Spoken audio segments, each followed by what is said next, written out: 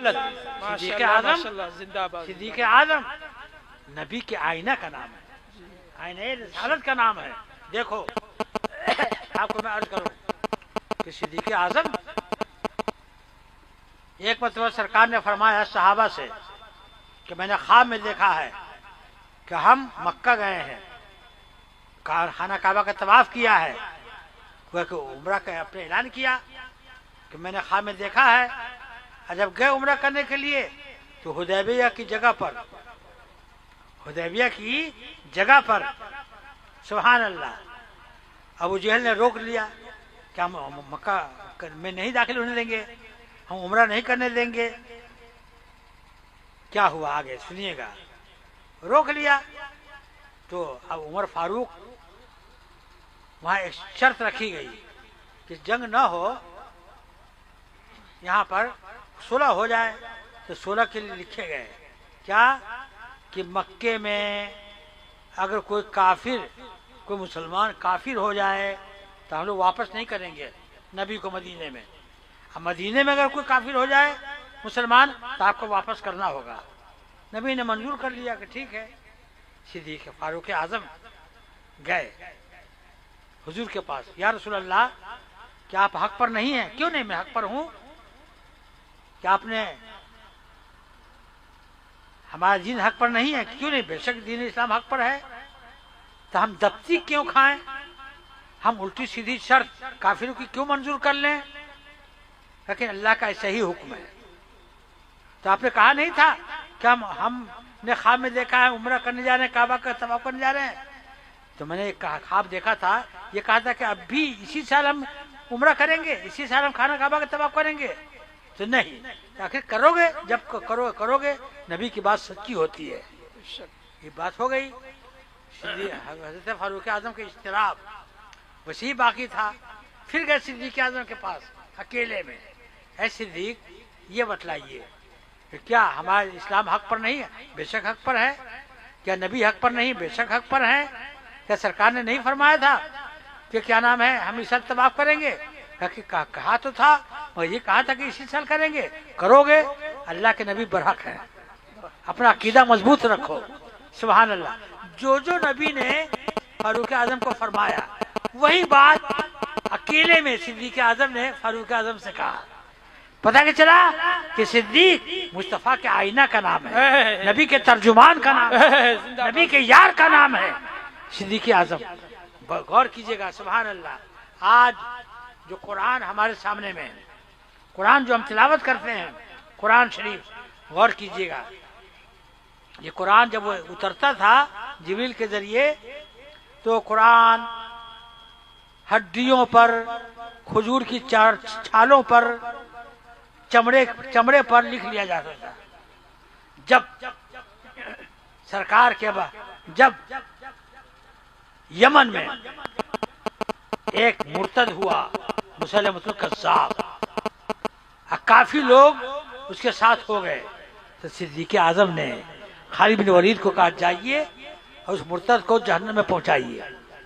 گئے 15,000 فوج لے کر کے، وہ لوگ 40,000 تھے، یہ 15,000 فوج لے کے گئے۔ صبح سے لے کر کے شام تک جنگ ہوتی رہی۔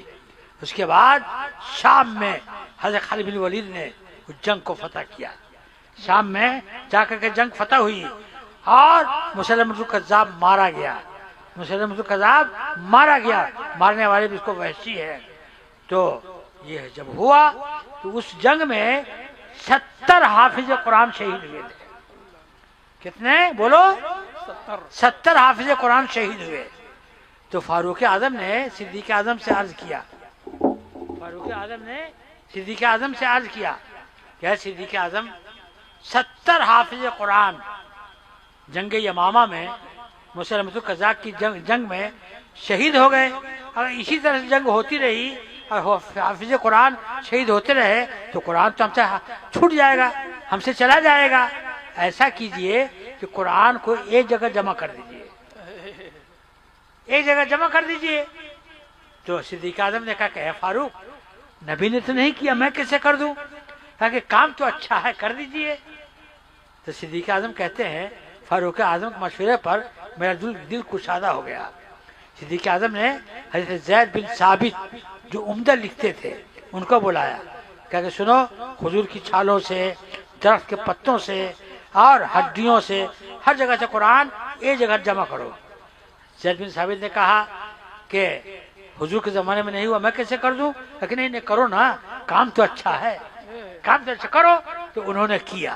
تو سب سے پہلے قرآن کو مختلف جگہوں سے ایک جگہ کرنے والے صدیق اکبر ہیں، ہے نا بھائی؟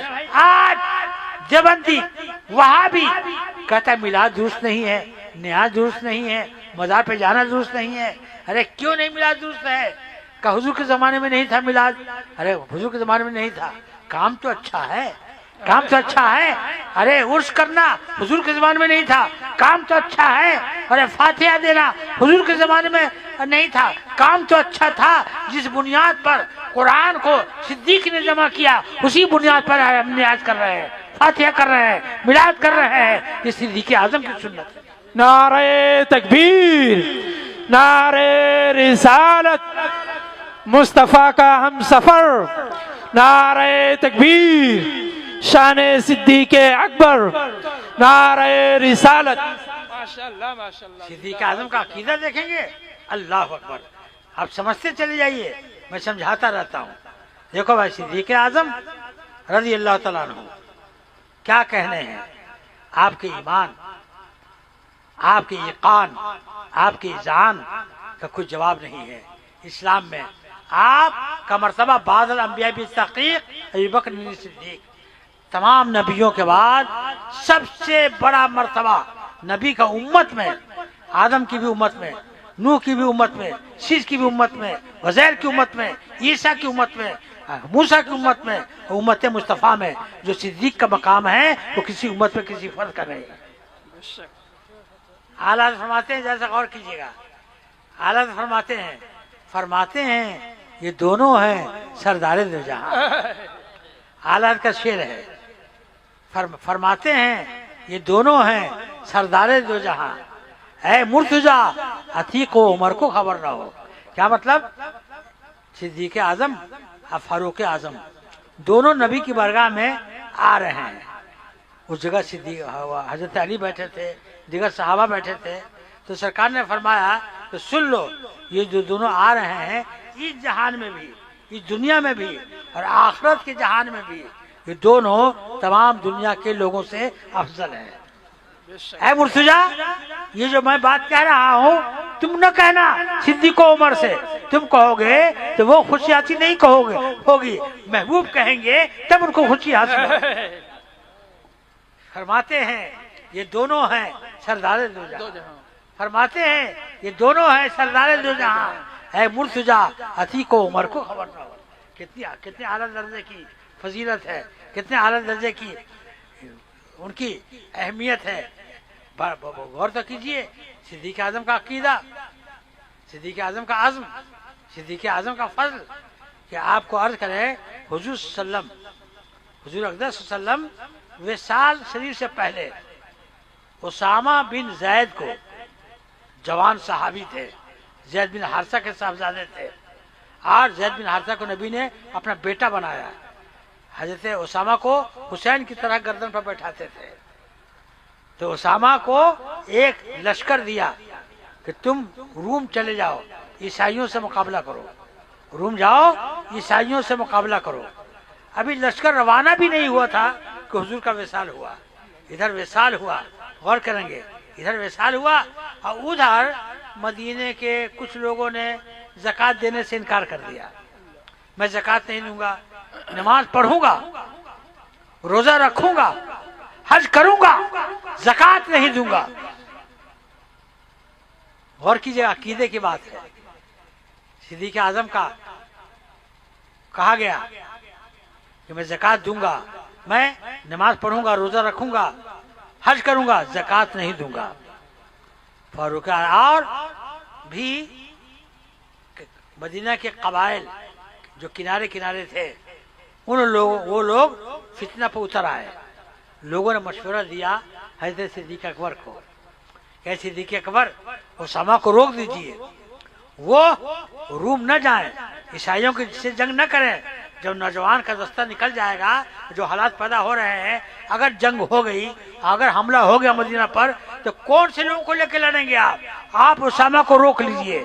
صدیق اعظم نے کہا کہ سنو، میں بھی اور پورے مدینے کے لوگ بھی شہید ہو جائیں، یہ ابو بکر کو پسند ہے، مگر نبی نے جو دستہ تیار کر دیا ہے اس کو میں روک نہیں سکتا۔ زندہ باد زندہ باد۔